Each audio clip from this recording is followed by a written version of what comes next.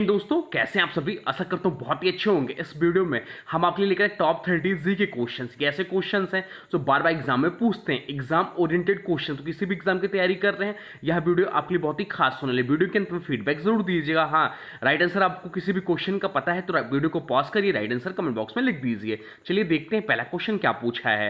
पहला क्वेश्चन पूछा है, भारत किस राज्य को फ्लोटिंग लैब के लिए जाना जाता है। भारत किस राज्य को फ्लोटिंग लैब के लिए जाना जाता है। आपके ऑप्शन है उत्तराखंड, मणिपुर, गोवा या केरल। तो राइट आंसर जो हो जाएगा वो हो जाएगा ऑप्शन बी, मणिपुर। मणिपुर की लोकतक झील जो है, झील में फ्लोटिंग लैब और फ्लोटिंग नेशनल पार्क कायबुल लामजाओ स्थित है। चलते हैं अगले क्वेश्चन की ओर, देखते हैं अगला क्वेश्चन क्या है। अगला क्वेश्चन आपसे पूछा है, नीति आयोग का गठन किस संविधान संशोधन या अधिनियम द्वारा किया गया था। आपसे पूछा है नीति आयोग का गठन किस संविधान संशोधन या अधिनियम द्वारा किया गया है। आपके ऑप्शन है 101वां संशोधन, कार्यपालिका निर्णय, 73वां संशोधन या संविधान में संशोधन नहीं हुआ। चलिए राइट आंसर आप लोग कमेंट बॉक्स में बता दीजिए। तो राइट आंसर जो हो जाएगा वो हो जाएगा ऑप्शन बी, कार्यपालिका निर्णय। 1 जनवरी 2015 को योजना आयोग की जगह नीति आयोग अस्तित्व में आया। यह पूर्णतः कार्यपालिका निर्णय पर आधारित था। योजना आयोग की स्थापना जो हुई थी 1950 में हुई थी। चलते हैं अगले प्रश्न की ओर। अगला प्रश्न आपसे पूछा है, प्रोजेक्ट टाइगर योजना की शुरुआत किस वर्ष हुई थी और इसका पहला टाइगर रिजर्व कौन सा था। आपसे पूछा है प्रोजेक्ट टाइगर योजना की शुरुआत किस वर्ष हुई थी और इसका पहला टाइगर रिजर्व कौन सा था। तो इसका जो राइट आंसर होगा, चलिए राइट आंसर आप लोग कमेंट बॉक्स में बता दीजिए। तो राइट आंसर जो हो जाएगा इस प्रश्न का वो हो जाएगा option B, 1973 Jim Corbett national park पहला पार्क था। 1973 में प्रोजेक्ट टाइगर शुरू हुआ था। पहला रिजर्व उत्तराखंड स्थित जिम कॉर्बेट था। चलते हैं अगले क्वेश्चन की ओर। अगला क्वेश्चन आपसे पूछा है, किस संविधान संशोधन द्वारा फंडामेंटल ड्यूटीज को संविधान में जोड़ा गया था। आपसे पूछा है किस संविधान संशोधन द्वारा फंडामेंटल ड्यूटीज को संविधान में जोड़ा गया। आपके ऑप्शन है 42वां संविधान संशोधन, 44वां संविधान संशोधन, 86वां संविधान संशोधन या 61वां संविधान संशोधन। चलिए राइट आंसर आप लोग कमेंट बॉक्स में बता दीजिए। राइट आंसर जो हो जाएगा वो हो जाएगा ऑप्शन ए, 42वां संविधान संशोधन। 42वां संविधान संशोधन जो कि 1976 में हुआ था के तहत अनुच्छेद 51A जोड़ा गया, जिसमें नागरिकों को के 11 मौलिक कर्तव्यों का उल्लेख है। चलते हैं अगले क्वेश्चन की ओर, देखते हैं अगला क्वेश्चन कौन सा इंपॉर्टेंट है। अगला क्वेश्चन आपसे पूछा है, नैनो यूरिया किस संस्था द्वारा विकसित किया गया है। नैनो यूरिया जो है वह किस संस्था द्वारा विकसित किया गया है। तो राइट आंसर जो हो जाएगा वो हो जाएगा ऑप्शन बी, इफ्को द्वारा विकसित किया गया। इफ्को जिसका फुल फॉर्म होता है इंडियन फार्मर्स फर्टिलाइजर कॉर्पोरेटिव द्वारा विकसित या पर्यावरण अनुकूल उर्वरक है। चलते हैं अगले क्वेश्चन की ओर, देखते हैं अगला क्वेश्चन क्या है। अगला क्वेश्चन आपसे पूछा है, विश्व में पहली बार किस देश ने प्लास्टिक करेंसी नोट्स जारी की थी। विश्व में पहली बार किस देश ने प्लास्टिक करेंसी नोट जारी की थी। आपके ऑप्शन है कनाडा, ऑस्ट्रेलिया, जापान या अमेरिका। तो राइट आंसर जो हो जाएगा वो हो जाएगा ऑप्शन बी, ऑस्ट्रेलिया। ऑस्ट्रेलिया ने 1988 में polymer based plastic note launch किया था। बात यहाँ रही ऑस्ट्रेलिया की, जिसकी राजधानी है कैनबरा और जिसका मुद्रा है ऑस्ट्रेलियाई डॉलर। ऑस्ट्रेलिया जो है देश है वह ऑस्ट्रेलिया महाद्वीप में है। चलते हैं अगले क्वेश्चन की ओर। ऑस्ट्रेलिया महाद्वीप जो है सबसे छोटा महाद्वीप है। अगला क्वेश्चन आपसे पूछा है, भारतीय संसद के दोनों सदनों की संयुक्त बैठक की अध्यक्षता कौन करता है। भारतीय संसद के दोनों सदनों की संयुक्त बैठक की अध्यक्षता कौन करता है। राष्ट्रपति करते हैं, लोकसभा अध्यक्ष करते हैं, उपराष्ट्रपति करते हैं, अटॉर्नी जनरल ऑफ इंडिया करते हैं। चलिए राइट आंसर आप लोग कमेंट बॉक्स में बता दीजिए। तो राइट आंसर जो हो जाएगा वो हो जाएगा ऑप्शन बी, लोकसभा अध्यक्ष। अनुच्छेद 108 के तहत संयुक्त राष्ट्र सत्र की अध्यक्षता जो कर सकता है वो लोकसभा स्पीकर करते हैं। वर्तमान समय में जो लोकसभा स्पीकर हैं वो ओम बिरला जी हैं। चलते हैं अगले प्रश्न की ओर। अगला प्रश्न आपसे पूछा है, कौन सी धातु मैक्सिको की सिल्वर बेल्ट में सर्वाधिक पाई जाती है। कौन सी धातु जो है मैक्सिको की सिल्वर बेल्ट में सर्वाधिक पाई जाती है। चलिए राइट आंसर आप लोग कमेंट बॉक्स में लिख दीजिए। तो राइट आंसर जो हो जाएगा इस प्रश्न का वो हो जाएगा ऑप्शन सी, चांदी। मैक्सिको की चांदी उत्पादन में विश्व में अग्रणी है, विशेषकर। चलते हैं अगले क्वेश्चन की ओर, देखते हैं अगला क्वेश्चन क्या है। अगला क्वेश्चन आपसे पूछा है, भारतीय तितली क्रांति का संबंध किस फसल या उत्पाद से है। भारतीय तितली क्रांति का संबंध किस फसल या उत्पाद से है। आपके ऑप्शन है केसर, रेशम, शहद या फूलों की खेती। तो राइट आंसर जो हो जाएगा वो हो जाएगा ऑप्शन बी, रेशम। यह रेशम सिल्क उत्पादन को बढ़ावा देने के लिए चलाई गई थी, विशेषकर दक्षिण भारत में। चलते हैं अगले क्वेश्चन की ओर, देखते हैं अगला क्वेश्चन क्या पूछा है। अगला क्वेश्चन आपसे पूछा है, किस समिति ने भारत में पेंशन सुधारों की सिफारिश की थी जिससे एनपीएस अस्तित्व में आया। आपसे पूछा है किस समिति ने भारत में पेंशन सुधारों की सिफारिश की थी जिससे एनपीएस अस्तित्व में आया। तो राइट आंसर जो हो जाएगा वो हो जाएगा option A. Option D, OADC समिति। ODC, old age social and income security समिति की सिफारिश ने एनपीएस 2004 की शुरुआत हुई थी। चलते हैं अगले क्वेश्चन की ओर। अगला क्वेश्चन आपसे पूछा है, सिम्बेक्स अभ्यास किन दो देशों के बीच होता है। सिम्बेक्स अभ्यास जो है वह किन दो देशों के बीच होता है। भारत और अमेरिका, भारत और इंडोनेशिया, भारत और सिंगापुर या भारत और श्रीलंका। तो राइट आंसर जो हो जाएगा वो हो जाएगा ऑप्शन सी, भारत और सिंगापुर के बीच होता है सिम्बेक्स अभ्यास। SIMBEX Singapore India maritime bilateral exercise है जो कि 1994 से चल रहा है, यह नौसैनिक अभ्यास है। चलते हैं अगले प्रश्न की ओर। अगला प्रश्न आपसे पूछा है, ब्लू इकोनॉमी का मुख्य उद्देश्य क्या है। ब्लू इकोनॉमी का मुख्य उद्देश्य क्या है। तो ब्लू इकोनॉमी का जो मुख्य उद्देश्य है वो है ऑप्शन सी, समुद्री संसाधनों का सतत उपयोग। ब्लू इकोनॉमी समुद्री जैव विविधता, पर्यटन, फिशरी, ऑफशोर एनर्जी आदि के सतत दोहन पर केंद्रित है। चलते हैं अगले क्वेश्चन की ओर। अगला क्वेश्चन आपसे पूछा है, अनुसूचित जनजातियों के लिए राष्ट्रीय आयोग को संविधान के किस अनुच्छेद में उल्लेखित किया गया है। अनुसूचित जनजातियों के लिए राष्ट्रीय आयोग को संविधान किस अनुच्छेद में उल्लेखित किया गया है। तो राइट आंसर जो हो जाएगा वो जाएगा ऑप्शन सी, अनुच्छेद 338 ए।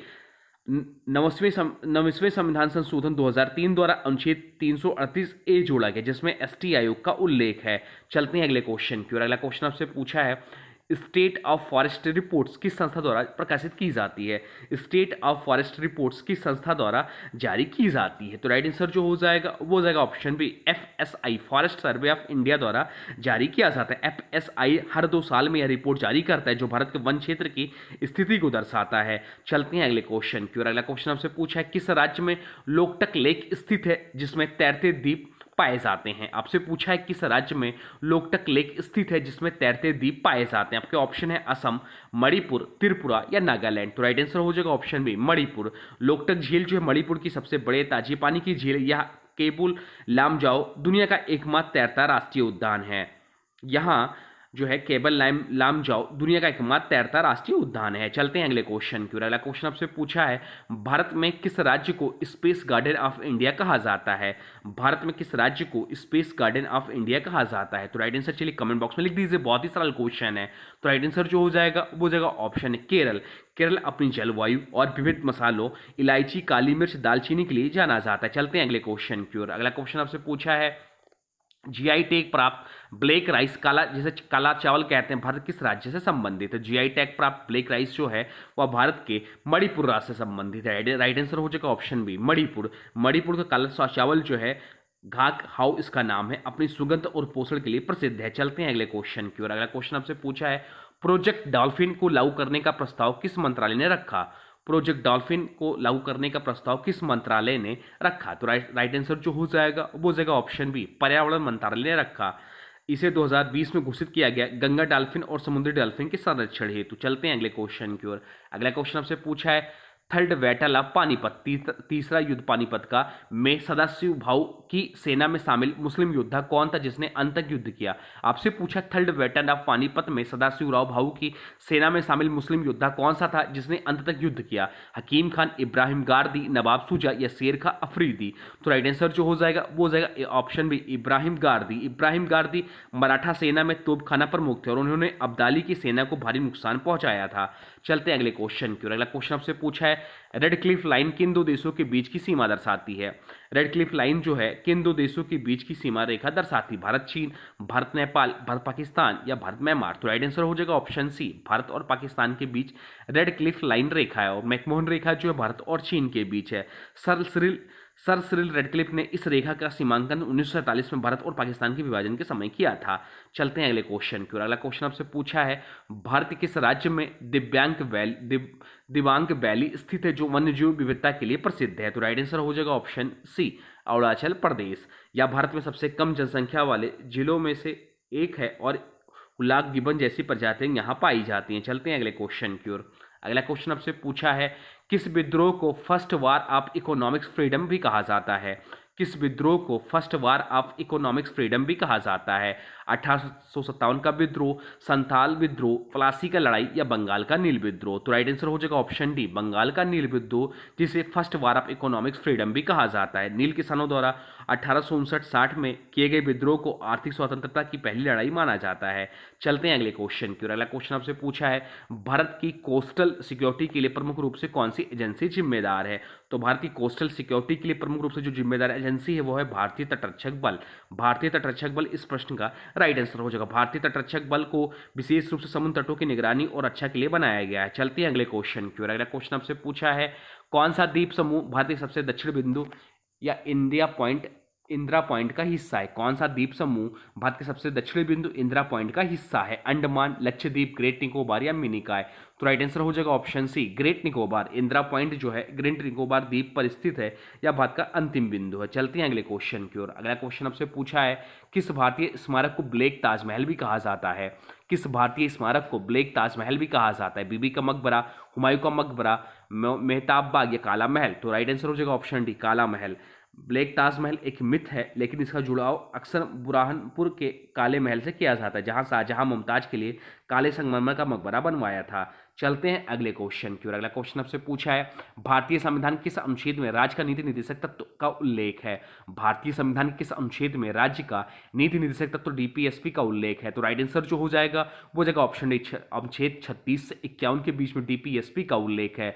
और भारतीय संविधान में राज्य का नीति निर्देशक तत्व की अवधारणा जो ली गई थी वह आयरलैंड के संविधान से ली गई है और यह भाग 4 में है। चलते हैं अगले क्वेश्चन की ओर। अगला क्वेश्चन आपसे पूछा है, किस भारतीय नदी को सैरो ऑफ बंगाल कहा जाता है?